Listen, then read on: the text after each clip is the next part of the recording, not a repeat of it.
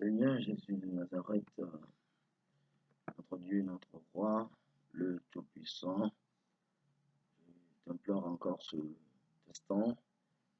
Je demande ta faveur dans la vie de nous tous, au nom puissant de Jésus. Eh bien, nous sommes sur le point de prêcher ta parole.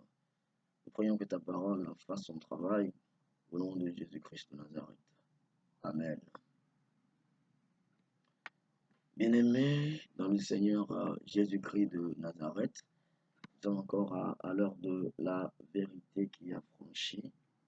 Et aujourd'hui, pour cet épisode, nous allons nous intéresser à la nouvelle année dans laquelle nous venons d'entrer, l'an 2022. Ce que le Seigneur veut de nous dans chaque année.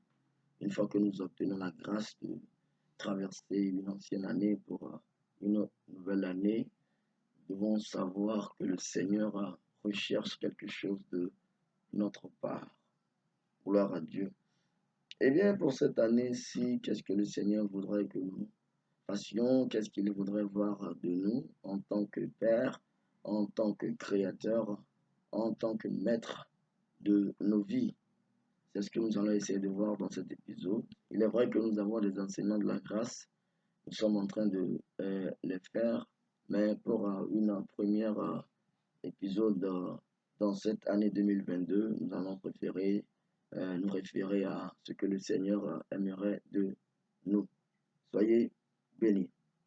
Eh bien, lisons ce passage, Luc chapitre 13, à partir du verset 6 jusqu'au verset 9, et voyons ce que le Seigneur cherche de nous aussi dans cette année 2022. La Bible dit, Jésus dit aussi cette parabole, un homme vint, ou disons un homme avait un figuier planté dans sa vigne. Il vint pour y chercher du fruit, et il n'en trouva point. Et la suite dit, alors il dit au vigneron, voilà 3 ans que je viens chercher du fruit à ce figuier, je n'en trouve point. Coupe-le. Pourquoi occupe-t-il la terre inutilement? Le vigneron lui répondit, Seigneur, laisse-le encore cette année.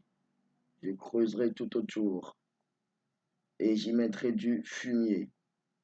Peut-être à l'avenir donnera-t-il du fruit. Sinon, tu le couperas. Alléluia. Est-ce que nous avons bien suivi la lecture que nous venons de faire dans Luc chapitre 13, versets 6 à 9? Je crois bien que c'est ce que nous avons fait. Eh bien, si nous voulons considérer ce passage biblique, nous allons constater que nous sommes ce figuier stérile ici. À chaque année, le Seigneur veut que nous portions du fruit. Oui, du bon fruit. Voilà, parce qu'il est écrit que un arbre se reconnaît par son fruit. Voilà, on reconnaît l'arbre à son fruit. On ne peut pas cueillir des mangues sur un oranger. Vous voyez? Donc, c'est que le Seigneur cherche de nous dans chaque année. Et c'est pourquoi il nous offre d'ailleurs la grâce d'entrer dans une nouvelle année. C'est du fruit qu'il cherche de nous. Alléluia. Et voilà, donc ici, nous voyons que ce figuier est stérile. Voilà. Ce figuier est complètement stérile. Et le Seigneur a été étonné de voir que depuis 3 ans, il vient chercher du fruit, mais il ne trouve pas. Voilà. Donc, cette année-ci, le Seigneur préfère que le figuier soit coupé. C'est de la même façon que toi et moi, ça fait très longtemps, nous n'avons pas seulement fait 3 ans sur la terre, nous occupons la terre inutilement. Quelqu'un qui ne produit pas de bons fruits, qui ne produit pas de fruits dignes de la repentance, voilà, puisque il s'agit de ce fruit, bien sûr, et ce quelqu'un-là occupe la terre inutilement. C'est d'ailleurs pourquoi un beau jour le Seigneur viendra dévaster toutes choses, il viendra détruire toutes choses et préserver les justes pour un nouveau monde. Est-ce que vous voyez? Donc, encore cette année 2022, tout comme est écrit dans le verset 8 de Luc 13, laisse-le encore cette année. Voilà, c'est ce que le Seigneur nous fait chaque année. Il nous laisse encore en 2022 dans l'intention que nous puissions porter du fruit. Bien-aimés dans le Seigneur, c'est très important de porter du fruit pour le Seigneur Jésus-Christ. À travers nos comportements, à travers nos manières de faire, à travers notre façon de l'adorer, notre façon d'être reconnaissant envers lui. Alléluia. La Bible dit dans Matthieu chapitre 28, chapitre 3 plutôt, le verset 8, produisez donc du fruit digne de la repentance. Voilà le fruit dont il s'agit. Et le fruit digne de la repentance a un nom. Nous allons voir par la suite des versets que nous allons lire. Voilà, donc la Bible dit dans Matthieu 3, verset 10, déjà la cognée est mise à la racine des arbres. Tout arbre donc qui ne produit pas de bons fruits sera coupé et jeté au feu. Alléluia. Vous voyez? Et Matthieu 21, verset 42 dit, Jésus leur dit, n'avez-vous jamais lu dans les Écritures, la pierre qu'ont rejeté ceux qui bâtissaient est devenue la principale de l'angle? C'est du Seigneur que cela est venu, et c'est un prodige à nos yeux. Voyez-vous? Et Matthieu 21, verset 43 nous dit, c'est pourquoi, je vous le dis, le royaume de Dieu vous sera enlevé et sera donné à une nation qui en rendra les fruits. Les fruits dont il s'agit ici sont regroupés en un seul fruit capital. Et nous allons voir tout de suite dans Galates 5, verset 22.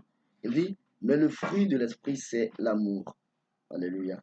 Eh bien, on a dit le fruit de l'esprit et beaucoup de choses ont été citées ici, comme par exemple, on ajoute à l'amour la joie, la paix, la patience, la bonté, la bénignité, la fidélité, la douceur, la tempérance. Gloire à Dieu. Alléluia. Ce qui voudrait tout simplement dire que il s'agit d'un seul fruit en fait. Le fruit digne de la repentance, c'est l'amour. Alléluia. Le fruit qui se subdivise en des fruits, mais qui se multiplie, c'est l'amour. Si nous avons l'amour, alors là, nous pouvons produire d'autres choses. Si j'ai de l'amour, j'aurai la paix. Si j'ai l'amour, je serai reconnaissant. Si j'ai l'amour, je serai fidèle à mon Dieu. Si j'aime mon Dieu, je lui ferai tout ce qu'il est en ma capacité de lui faire. Vous voyez? Donc, toutes les lois, tous les commandements se résument en ceci, l'amour. C'est ça, le fruit digne de la repentance. Alléluia. Et l'amour ne consiste pas à embrasser le monde parce qu'il est écrit, n'aimons point le monde, ni les choses qui sont dans le monde. Si quelqu'un aime le monde, l'amour du Père n'est point en lui. Et donc l'amour, le fruit capital dont il est question ici, il s'agit de l'amour du Père et non l'amour du monde. Quand nous aimons le Père, nous ne pouvons plus aimer le monde. Voilà, nul ne peut servir de maître. Soit il aimera l'un et haïra l'autre, soit il s'attachera à l'un et voilà, se retranchera de l'autre. Vous voyez? Donc, que le Seigneur nous aide encore dans cette année à produire du fruit dont il est à la recherche depuis toutes ces années que nous avons vécues sur la terre. Ne vivons pas de façon inutile. Ne vivons pas de façon à périr un jour et ce pour toujours. Non. Parce que la vie ne s'arrête pas ici, la vie continue. Et si nous portons de bons fruits, nous ne serons pas coupés jusqu'à être jetés dans le feu qui est la géhenne ou le feu éternel. Je suis là juste pour vous donner une petite exhortation sur cette année. Le Seigneur cherche que nous portons du fruit, quelle qu'en soit la situation. Nous devons porter du fruit. Et ça, c'est très important. Que le Seigneur vous bénisse. Et donc, sur ce, je vous souhaite une bonne et heureuse année 2022 à toutes et à tous. Vous qui nous suivez, vous qui vous abonnez et vous qui espérez toujours que nos prêches viennent sur la toile YouTube. Soyez profondément bénis au nom puissant de Jésus-Christ. Seigneur, je prie, je demande à ce que la parole fasse encore impacte les auditeurs et auditrices au nom de Jésus-Christ Nazareth. Amen. Eh bien, comme vous le savez, il suffit de vous abonner, il suffit d'appuyer sur la cloche de notification pour recevoir plus de nos vidéos. N'oubliez pas que nous sommes sur les enseignements de la grâce. Nous avons déjà parlé de la maîtresse grâce et après cela, nous allons parler de la piété, qui est un des enseignements de la grâce. Et nous avons également parlé des deux aspects de la piété. Et par la grâce de Dieu, dans cette année, nous allons continuer sur les enseignements de la grâce et parler encore d'autres choses plus importantes. Mais comme nous venons de commencer l'année, je vous l'avais déjà dit, et il est donc très important que nous parlions de, disons, cette nouvelle année, ce que le Seigneur Jésus recherche de nous, bien cherche de notre part. Voilà. Soyez bénis. Disons que nous sommes ensemble. Vous pouvez toutefois nous contacter sur le 0228, le 90 28 17 54 et sur le réseau WhatsApp. Que le Seigneur vous bénisse. Amen. Et pour les questions, n'hésitez pas, bien sûr. Disons que nous sommes ensemble.